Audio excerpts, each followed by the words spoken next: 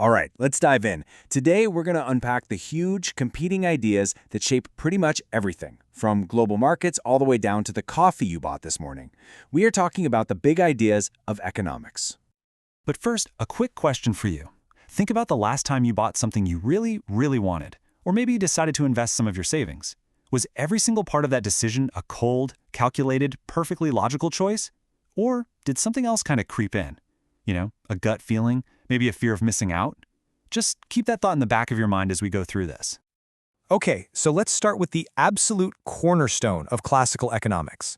This idea that all of us are basically rational shoppers, always making these perfect logical choices. Now, this idea has a name. It's called consumer choice theory.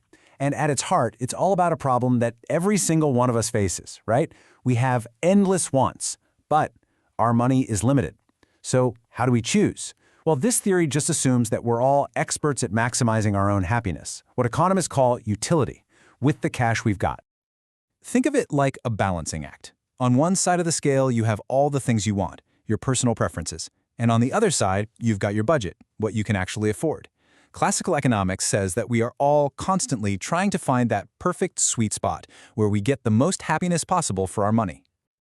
This whole idea of rational self-interest, it goes way, way back to Adam Smith, pretty much the father of modern economics. He argued that when everyone just acts in their own best interest, this invisible hand kind of guides the market, and it leads to outcomes that actually benefit everybody. It's a really beautiful, elegant theory. But is it how things actually work? And that brings us to the biggest challenge to that whole classical model. Is this neat, tidy theory of the rational shopper really how we, messy, emotional human beings actually operate in the real world? This is exactly where behavioral economics comes into the picture. It was pioneered by thinkers like Daniel Kahneman and Amos Tversky, and this field basically mashes up psychology and economics to study all the predictable, kind of weird ways our brains lead us away from that idea of perfect rationality. And a crucial point, maybe the most crucial point, is this super simple but profound observation. For most of us, the pain of losing $100 feels way more intense than the joy of finding $100. This is called loss aversion, and it is an absolute game changer. You see, that simple idea is the foundation of something called prospect theory. It means we don't think about our total wealth in absolute terms. Instead, we think in terms of gains and losses from where we are right now. It's why we'll play it super safe to lock in a small win, but take a huge, crazy risk just to avoid a small loss. It totally flips our decision-making on its head. And this leads to all sorts of behavior that doesn't seem very rational. Have you ever, say, driven through a blizzard to get to a concert just because you'd already paid for the ticket? Yep, that's the sunk cost effect. Or maybe felt better about buying something that's 90% fat-free than one that's 10% fat. That's framing.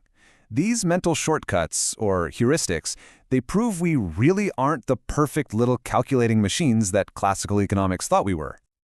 Okay, so if individual people aren't always rational, what does that mean for the economy as a whole?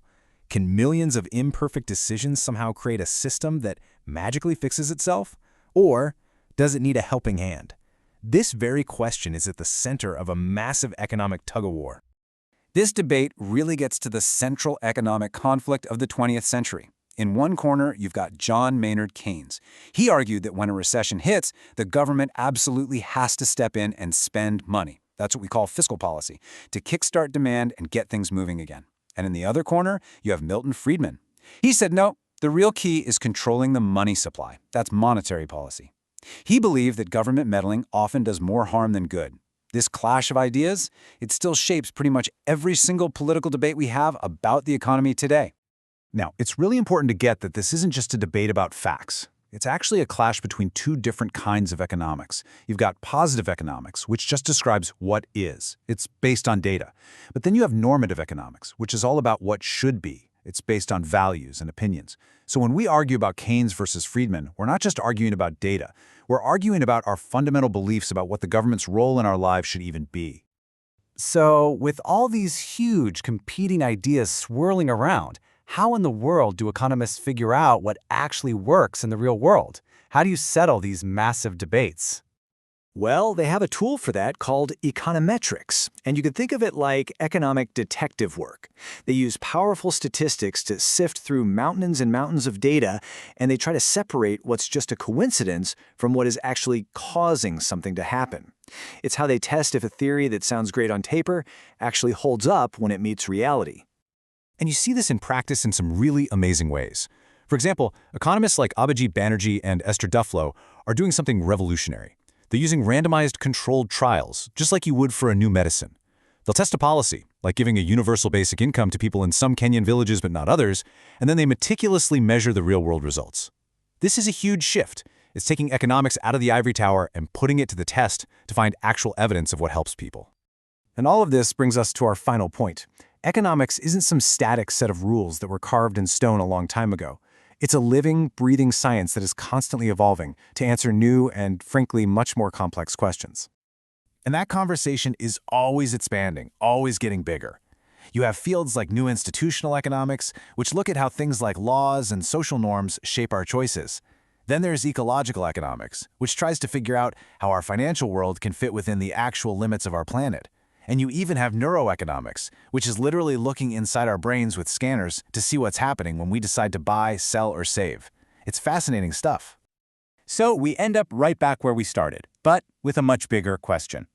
If we know now that human behavior in all its messy, irrational glory is the true foundation of economics, well, then how should we think about redesigning our financial systems, our government policies, our institutions to work with our minds, not against them? That is the big puzzle that economists are trying to solve right now.